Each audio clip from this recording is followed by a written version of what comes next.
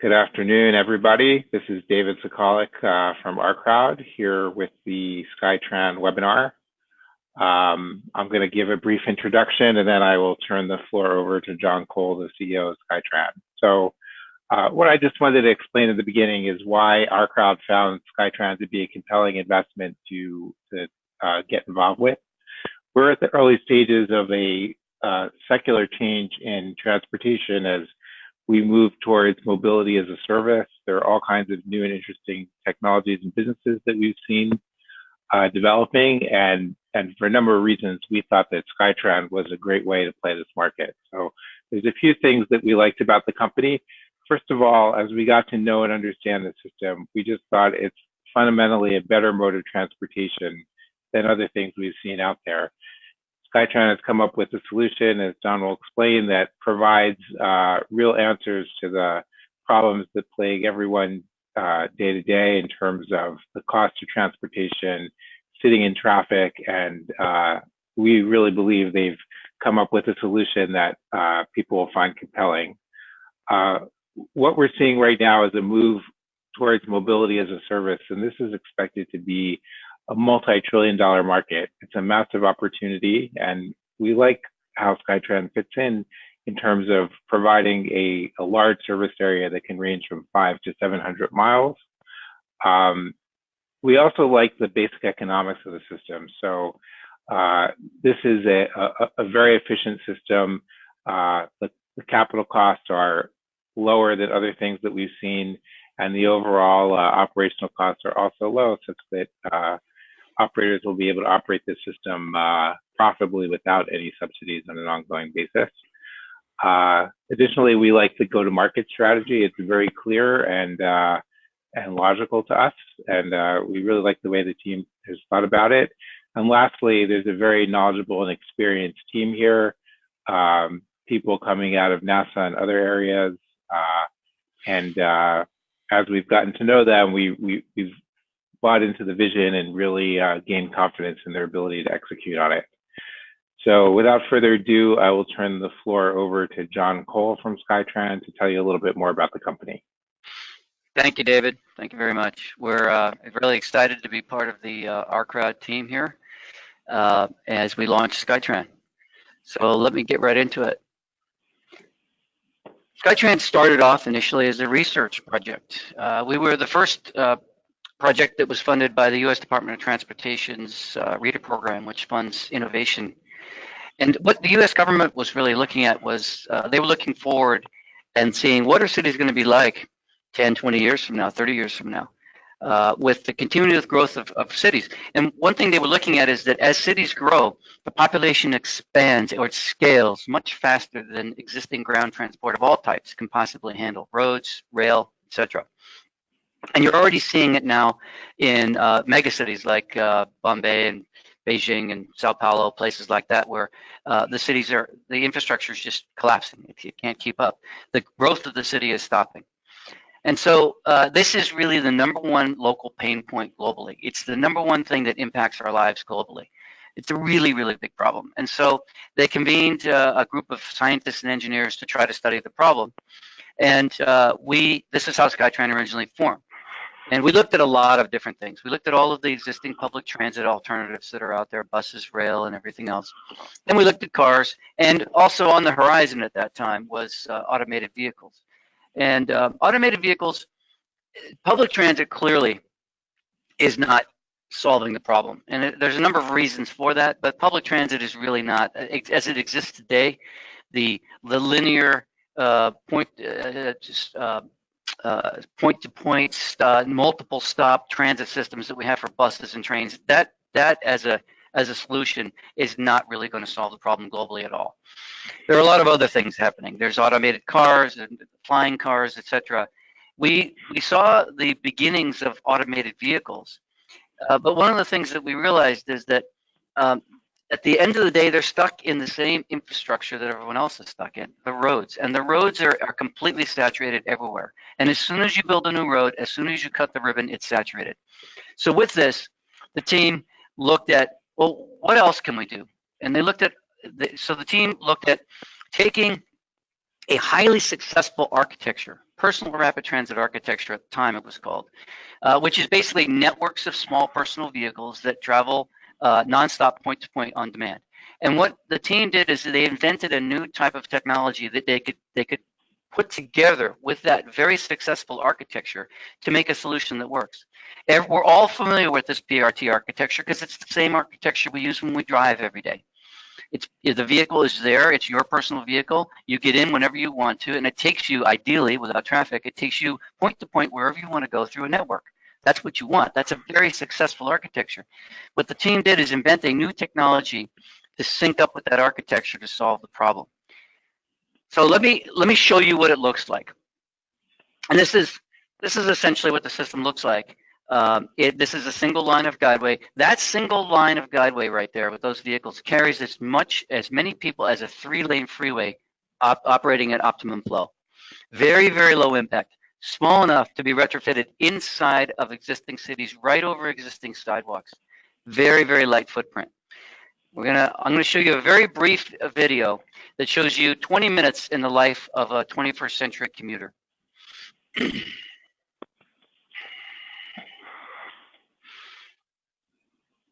So you're in the suburbs at your house.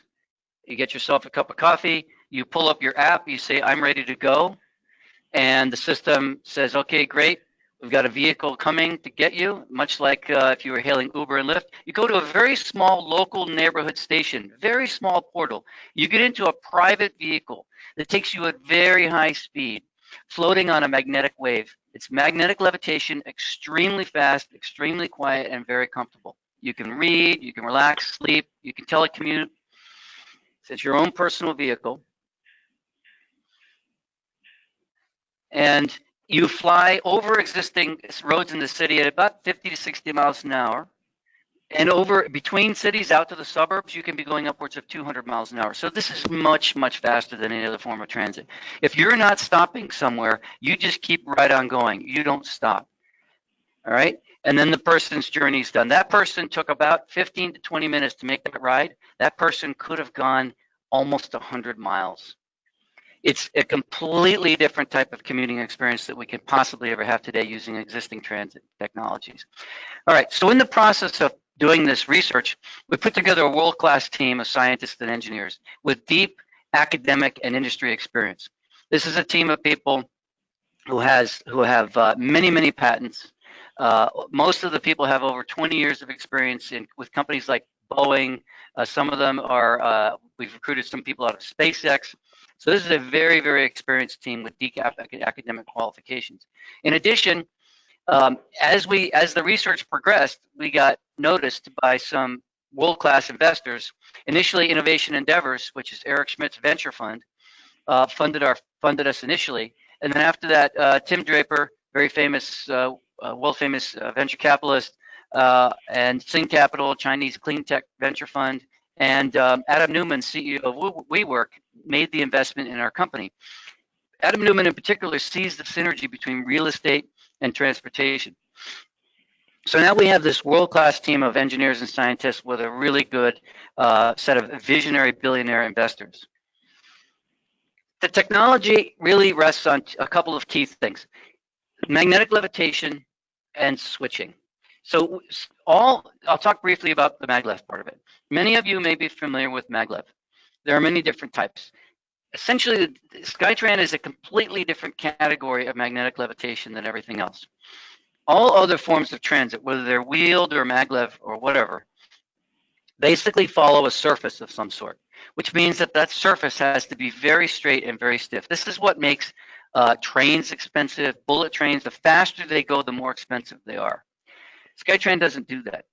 SkyTran flies, I showed you that picture earlier of that guideway that was alongside that park.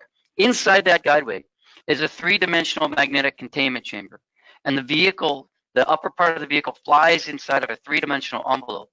What that means is that the vehicle itself flying through that guideway does not care about the shape of that guideway. It doesn't care if that guideway is straight, which means we can build that system for 1/10 the cost of any other system that could carry similar capacity. It means also that we can make the system very lightweight. and we can elevate it everywhere. So that now we can add elevated transit systems are very, very expensive. However, we can build this elevated system much cheaper than you can build a freeway or any type of train. The second big technology distinction is that SkyTran uniquely has figured out how to switch a vehicle from one track to another while it's flying at very high speed, magnetically levitated. What this means is a couple of things. Number one, it means that we can build parallel stations. You know, in that video you saw where the vehicles switch off, but the vehicles on the main guideway keep going. It's only possible because we have these magnetic switches. Secondly, it allows us to network the system. This is something trains and buses and all that can't do. We network the system so that now you can have point to point, you can have a walkable cloud throughout the city where everywhere within the city, you can be within a 2-minute walk and you can go from any node to any node through a network. This is a radical distinction than all other forms of public transit. Now, all of this technology was going on, but it needed some other things to happen to allow it to be commercialized. And during the process of doing this research, some key things happened. Thanks to companies like Tesla, the automotive industry, the electric car industry, the electric drone industry, the price of batteries for their power came way, way down. In addition, motors became much more powerful and much lighter. The motor that SkyTran uses, I can hold in my hand. It's the size of a laptop computer. That even 5 years ago, or maybe 10 years ago, that motor would have been the size of a desk, and I couldn't pick it up. So there's been this huge decrease or increase in the power density of motors. And there's other things to improve. Electronics improved, control systems, a lot of other things. One of the other things that really changed during the process of us doing this research was that the thinking about transit fundamentally changed. When we were initially doing this research, the idea of autonomous vehicles actually running around on roads seemed like it was decades away. It was very difficult for people to get beyond the entrenched thinking of buses and trains and standard rail solutions. All that has changed now. The thinking in the public sector and among transit consultants has broadened to the point now where systems like SkyTran can be accepted. So a lot of these things happen to allow the system to become commercialized. Now, talk about the business model. SkyTran's business model is a mobility as a service system. So ride-hailing apps like Uber and Lyft are a mobility as a service. You just pay for the service. You don't want to own the vehicle and don't want to employ the driver. You just want to call it up, use it, get to where you want to go, and then forget about it. That's where mobility is all moving towards. People less and less want to actually own the asset. Owning a car is a very expensive and troublesome thing to own. So let's look at a typical commute. San Francisco to San Jose, 46 miles. Okay, what are my options if I want to do that commute? Well, if I use existing public transit, remember existing public transit means it's on a schedule. I have to go to a station. I have to wait for a vehicle. I have to get on with a bunch of other people I don't want to be with. I have to stop at a series of stations I don't want to go to, and then I end up at a station that may or may not be anywhere near where I want to go. So most likely I have to use multimodal transit, park and rides, etc. Very inconvenient. But that's what my options are right now. Up to about 15 miles, buses and subways kind of do the job. And if I want to go way out into the suburbs, I've got to take passenger rail systems. Very time consuming.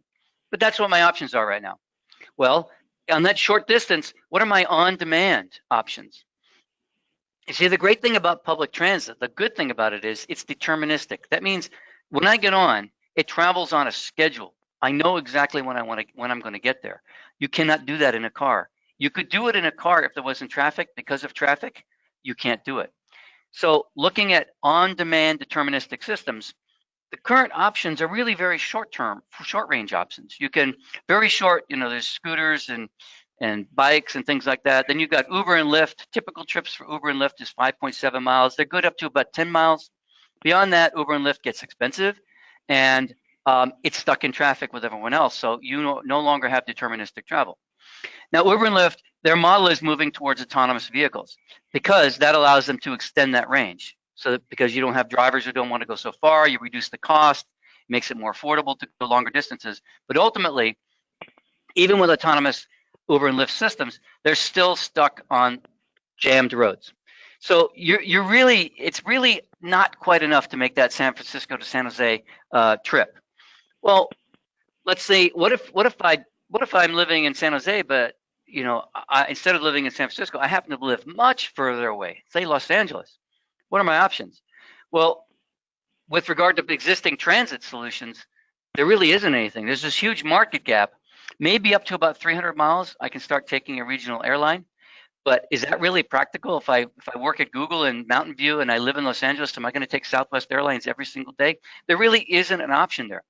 What happens if we plug in SkyTran? SkyTran plugs that gap. It is entirely possible with the speed and the cost of SkyTran that you could live that far away and still commute to if you were a Google employee in Mountain View, California, to commute all the way that distance. As SkyTran's business grows, we're going to begin encroaching on both sides. We're going to push further and further into the city and carve away the existing ride-hailing systems down to about 3 miles, down to around 2 to 3 miles, that last mile, down to the point where it's no longer cost-effective to make the system any more granular. And most likely what we'll see in that zone are small autonomous vehicles that run on local neighborhood streets. On the other side of it, we'll go much beyond 355 miles that you see here. We'll go out to 700 miles because that's the limit at that distance. SkyTran door-to-door is faster than regional airlines. So eventually, you're going to see a very high-speed, low-cost, personalized, on-demand system that covers you from 1 or 2 miles or 3 miles away from where you are all the way up to about 700 miles. That's our whole market space. We're going to carve away the existing ride-hailing market and a significant amount of the regional airline market and most of the public transit market. So this model is based on the idea that we license the design and own the software, but we don't own the vehicles and the systems and the projects. What we do is we collect. This allows SkyTran to grow very quickly with low upfront capital. It allows us to scale very quickly, and it gives us long-term recurring revenue. Think of SkyTran as a tax on transportation. We get paid for every mile or every kilometer that passenger travels. Other means of financing, project financing, toll road financing, come in to build the projects themselves. The projects could be owned by municipalities or real estate developers or other people. SkyTran owns the operating system and collects revenue for every mile traveled. Now, so this mobility as a service market is exploding. So here in the 2017 line, you'll see the top part of this. This is vehicles, cars, etc. And then you see there's this small little bar here, 240 million for passenger. And then you've got public transit down here. And this little tiny sliver at the bottom right now is the mobility as a service market, Uber and Lyft. By 2030, that little market at the bottom is expected to grow a lot. But by 2050, it's going to be absolutely the dominant mode of transit everywhere. In fact, it's going to be anywhere in the world, point to point, through multiple modes of transit, will all be done as a seamless integrated mobility as a service market. One of the big issues that people have trouble understanding with SkyTran is capacity. Capacity is how many people you move.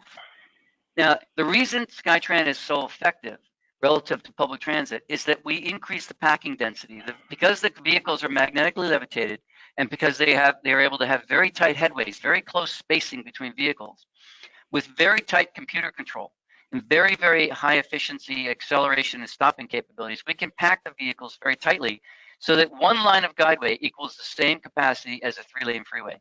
In addition, we can move the vehicles much, much faster. So we actually have, per dollar invested in the system, we actually carry far more people than any existing public transit system can. How do we differentiate from other technologies? Self-driving cars. Well, let's look at this. This is a lot of money and effort and technology is going into self-driving cars, primarily because the infrastructure already exists and cars already exist. So you can make this incremental improvement to cars to try to leverage them. It's all that's doing is kicking the can down the road a little bit. Eventually, you can tighten up the packing efficiencies of highways up to a certain limit, but again, you're going to reach a saturation point because the number of people in cities scales up much faster than the capacity of roads ever can. So trying to do this with self-driving cars is not going to solve the problem. Highways are going to continue to be a bottleneck. It's going to have to be universally adopted. You're going to have to get all of the humans off the road for the system to work.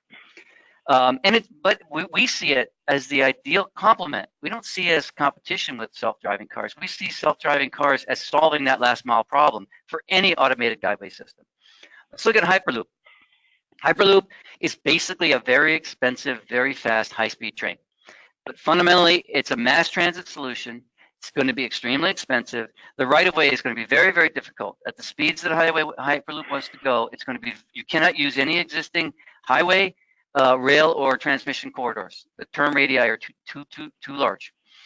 And but it's a viable possible alternative to regional airlines. We think that Hyperloop and SkyTran will be able to work together in a seamless architecture where SkyTran carries people up to a certain distance and Hyperloop carries them the rest of the way. Flying cars. I think our opinion about flying cars is it will be that you're going to see them. You'll see them in cities all over the world over the next few decades, but it will be a niche market. It'll be a high-end niche market. They will never have the capacity to move the required number of people through cities. Anything that flies is a very delicate machine, very high maintenance costs, and subject to weather. I don't think it's a solution for solving the mobility problem in cities today. Yeah, John, let me just interrupt for a second and ask a question that's come in. So sure. You said earlier that autonomous vehicles will still suffer from saturating the roadways, but SkyTran will be able to grow incrementally and meet the demand. How exactly will that work? Won't SkyTran get saturated at some point as well? Sure. So if you can, SkyTran adds station capacity to lines. I'll give you an example. A typical line of SkyTran, if you have vehicles at 1/2 second spacing, carries around 14,500 people an hour. Now, I can only add a certain number of stations to that line, and if those vehicles are, say, coming out of those stations one every minute or one out every 30 seconds, you can only add a certain number of stations before that line is saturated. Just like if I had a freeway, I can only put so many cars into that freeway at any time before it's saturated. Any line is going to suffer that problem. The problem is, with freeways, I can't expand the freeway. It's impossible in almost all cities to acquire the land and build the additional roads required. And going double-decking roads is prohibitively expensive. The cost of SkyTran is so low that when a given line gets to about 70, 65, 70, 75% saturation, that's a market signal for us to build another line on the next street over or a kilometer over. And that's how the networks begin to grow. Instead of trying to make that one trunk carry more and more guideway, start spreading the system out. This is how networks grow. And the reason we can do that is because per dollar invested, we move so many people that each line stands alone as a profitable subunit that can be financed profitably. So that's why. Okay, thank you. All right, so switching to the technology, where are we now in our technology development? For SkyTran to work, there's really three things that the system has to be able to do. Number one, it has to be able to, something has to make it fly. It has to levitate. Where are we on that? We're about 75% of the way through. We've demonstrated very tight control of the levitated vehicle. We have a full-sized vehicle that flies at full speed, about 75 kilometers per hour, which is the entry-level speeds that we have for most of our initial pilot projects. And we have very, very tight control of the vehicle. What we haven't yet done is curved flight. We're building another guideway now to do that, and by Q1 of 2019, that will be demonstrated. Second thing we have to do is we have to propel the vehicle. SkyTran uses a radical new type of motor. It's different than any other type of motor. It's a completely non-contact motor, very efficient, and very, very tolerant. Its main distinction is it tolerates much, much lower tolerance interfaces than any other type of motor can, which means it's much lower cost.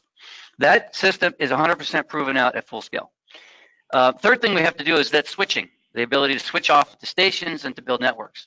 We've demonstrated switching at 1/2 physical scale, and we are now, over the next couple of months, by the end of the year, we will have demonstrated that at full scale. That means that by Q1 of 19, all the technology will have been demonstrated at full scale under all flight conditions. Where are we on projects? We've got about SkyTran does not have a marketing problem. We have people coming to us weekly from all over the world with credible projects and these are projects where they can't, for various reasons, they can't or don't want to do existing solutions. So rail, buses, trolleys, gondolas. None of those solutions are going to work for various reasons. Maybe it's terrain issues, maybe it's space issues, cost issues, for various reasons. Of that, we've scoped about 11, and we have one very detailed engineering study that we've done. And we're now in the process, we have several candidates. We're now in the process of down selecting a pilot project, which would be a 1 to 3 kilometer initial commercial project that people would actually ride on, that would be part of a larger system that would be expanded over the next couple of years. So our goal here is we don't need to push this product into the marketplace. The marketplace is demanding it. Our objective is to commercialize the product as quickly as possible to meet the demand. Where are we now on funding?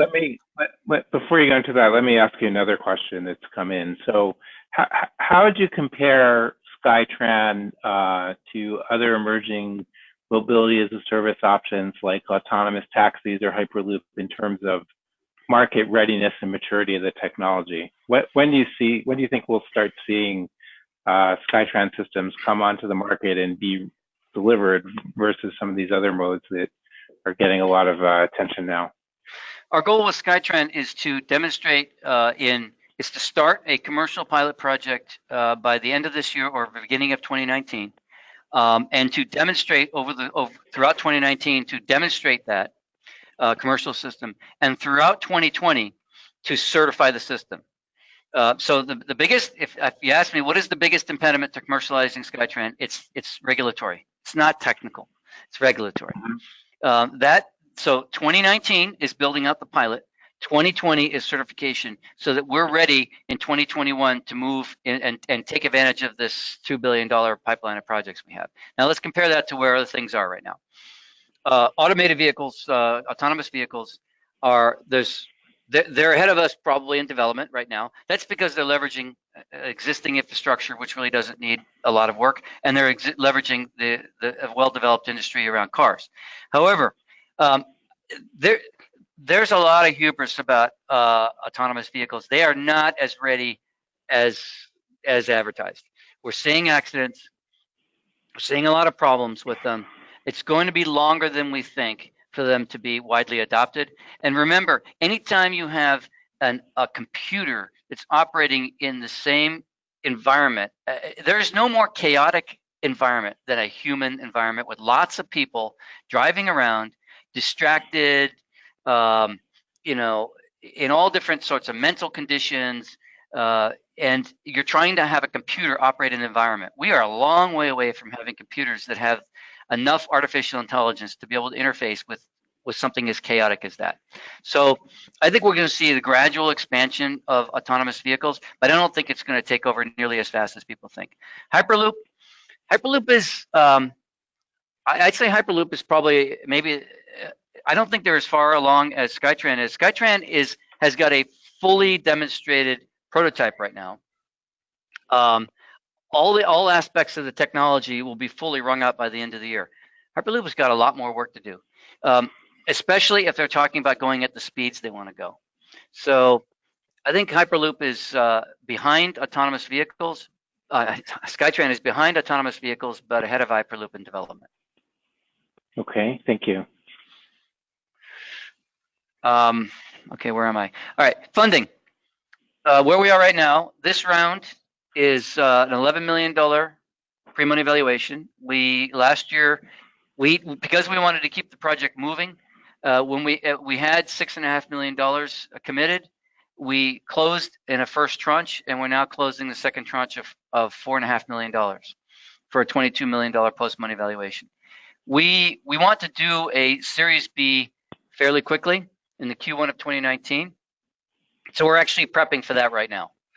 And what will be accomplished with the Series A funding will be really three things. One, secure a commercial pilot project, of which we have several candidates now. Two, close those two technology gaps I talked about, the flying through the curve and demonstrating full-scale switching. That's what we'll accomplish with the Series A. What we'll accomplish with the Series B money will be deployment of building out the pilot project and demonstrating 2 more vehicle prototypes to get to the point where we have a pre-commercial prototype that can go to a contract manufacturer for high volume manufacturing and certification. So that by the end of the Series B time period, we will have the system ready for high volume manufacturing and certified so we can then build larger scale projects. So this is really the vision. Now imagine that you work in San Jose or just a little bit outside there, Mountain View. You're an employee of Google, one of the richest, most powerful companies in the world, and they're still facing the same problem everyone else does. If you have a 3-hour total commute, an hour and a half each way, morning and afternoon, this is about as far as you can go. And even that is a miserable experience. Those of you who are not familiar with this area, it's as bad as any place in the world. Going from San Francisco to Mountain View, which is just near San Jose there, is a miserable drive. Bumper to bumper, crawling along every day. Your other options are, if you want to take a train, it takes you several hours because there's no efficient way to do it. Google operates a huge fleet of buses at tremendous expense. So this is really the situation you're limited to. Now, for Google, wouldn't it be nice if I could reach further? I mean, I need a lot of very talented people, but not all of them want to live in that area. This is one of the most expensive places in the world to live. But just outside that radius are really nice communities that are much less expensive to live in, particularly if you want to have a family, right? What are my options? What if I could do this? What if I could reach that far to bring people in every day? That's the transformative capability of skyTran. That is what nothing else can do. And think about this. Maybe that's not necessarily San Jose. What if that's Bridgeport, West Virginia? All right. Think about the opportunities for people in rural West Virginia. I could commute every day to Pittsburgh, Washington, Philadelphia, maybe even New York. It's completely transformative for communities around the world. And that's it. Thank you. John, let me ask you another question that's come in while you were explaining the vision. Do you think skyTran will be, who will be the owner and the operator? Will it be public transit agencies or public-private partnerships or private corporations? And a kind of related question, will there be kind of one owner in a region, or will different networks be able to operate together, and how will that work? So let me talk about first the last one. skyTran owns the operating system. So if there will be different networks in different regions, but skyTran ensures their interoperability. So we're not going to have the problem of have different gauge railroads where the train has to stop and you have to offload the cargo to a different railroad because the gauge is 4 inches shorter or something. We ensure the interoperability. Who will own the systems? So our projects are coming to us from a variety of sources. Some of them are municipalities, and typically municipal projects are funded either through municipal debt or maybe other mechanisms. We have private developers coming to us. So it's a variety of different sources. How the projects get funded, most likely these projects will be funded through standard toll road financing mechanisms. One of the big distinctions that skyTran has, it's the only system that can carry the required number of people to solve the transit problem that can be financed and operated privately without government subsidies. There's no other system that can do that, which means there's trillions of dollars right now of money sitting in pension funds looking for places to go. And what do pension funds want? They want safe investments with good returns. Well, those things don't exist. The safer it is, the lower the return. This is profitable infrastructure. This allows that money, huge amounts of money, to go into infrastructure that actually makes money. So we see that different types of entities, private developers or municipalities, could own the projects, but we see them being financed mostly through through private financing. Who will operate it? So some municipalities operate their own systems, but most actually hire transit operators. So there are companies like Transdev and those sort of companies that all they do for a living is operate large metro systems and bus systems for municipalities. So we see most of these systems being operated by professional transit operating companies. Okay. So will it be possible to start my journey on one skyTran network and switch over seamlessly to another in the same vehicle? And will that sort of be like what we have with mobile phones, where I can, go from one country to the other, but my subscription still works and the billing's kind of taken care of behind the scenes? That's the whole goal. Is SkyTran's role is we control the operating system and we ensure interoperability. So, for example, when we have to do a software upgrade, when we push a software upgrade out to the system, everyone has to do it. Otherwise, you don't have interoperability. So, yes, it would be possible. Theoretically, you could do this. You could go, walk down the block to it, get in the SkyTran portal vehicle, zip over to the airport, get off, leave your luggage in the SkyTran pod. It goes on into the belly of the aircraft. You fly to Paris.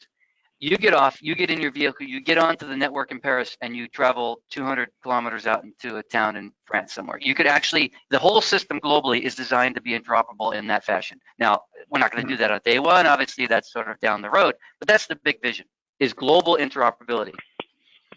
Okay, great.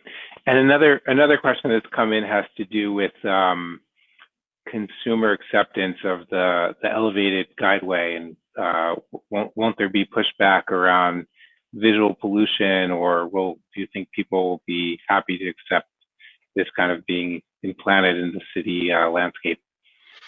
Visual pollution and intrusion is probably one of our biggest objections, and the answer to that is we're not going to go where we're not wanted. There is so much demand for the system that if a community doesn't want elevated transit of any sort, they're just not going to have it. Look, there are no solutions. There are only trade-offs. If you want to live with miserable commutes and traffic congestion, by all means, don't put a system like SkyTran in. But if you want to solve the problem, this is what you have to do. How do you solve the problem? You don't have to run it right in front of people's windows. You can run it down the median of a boulevard. You can run it through parks. You can run it down alleys. You don't have to. We don't intend to run SkyTran down iconic streets like the Champs-Elysees or Bourbon Street in New Orleans and places like that. We're not going to go there. There's lots and lots of places we can put the system. It's so small. There's lots of places we can put the system in a city where you will not even know it's there. Okay. And I guess one other point to note too, just to make sure our investors understand, it's actually very quiet. It's an electric motor. There's no engine noise or anything like that. It's just kind of the wind noise of it whooshing by. Yeah. So if you're sitting, I don't know if you can see the screen here, but if you're sitting there, and imagine that's outdoor cafes right under there. Okay, and you're sitting there having a normal conversation, you would barely hear those vehicles going by. It would sound maybe like a bicycle going by. A little bit of a tiny little bit of noise, but nothing compared to the noise that you have in cities today. I mean, sitting in outdoor cafes in any city, we're just used to talking loud because we're talking over the traffic. This will be so quiet, you'll be able to hear the birds chirping. Great. Okay. Well, I don't have any other questions coming in, so I guess we can wrap up. Thanks for your attention and time, everybody, and thank you, John, for sharing the SkyTran vision with us. If anybody is listening to the web recording later on, if you have any additional questions, feel free to reach out to us through your investor relations representatives, and we'll be happy to answer any other questions that there might be. Thanks, everybody, and have a good day. Thank you for the opportunity, David. See ya. Sure. Bye-bye.